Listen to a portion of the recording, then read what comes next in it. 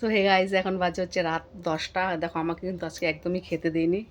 আর আজকে আমাদের ভাত নেই, তো কী খাবো? ওই দেখো সন্ধ্যাবেলা একটু ঘুগনি বানিয়েছিলাম, ওই ঘুগনিটাই খাচ্ছি। অল্প একটুখানি ছিল, ওটাই খাচ্ছি। ওটার মধ্যে দিয়েছি টমেটো, মূলো, গাজর, মটরশুঁটি, কাঁচা পেঁয়াজ আর একটু হালকা লবণ দিয়েছি। কিন্তু কী করবো বলো, রাত্রটা খুব প্রচণ্ড খেতে পেয়েছে, না খেলে না হবে, তাই এটাই খাচ্ছি। জানি না কতটা থাকতে পারবো, আবার হয়তো ভোরবেলার দিকে খিদে পাবে।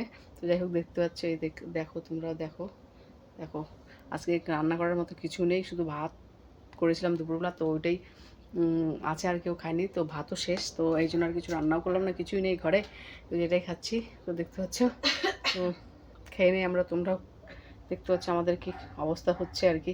তো দেখতে পাচ্ছ খাচ্ছি।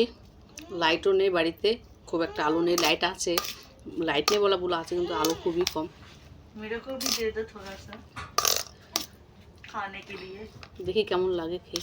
শশা হলে একটু ভালো, তো শশা নেই, ভালোই লাগছে। আমার ছেলে চলে এসছে, খাবা তুমি? মা খাবা? কি খাও? এটা কি? ঘুগনি খাবা? না, টমেটো।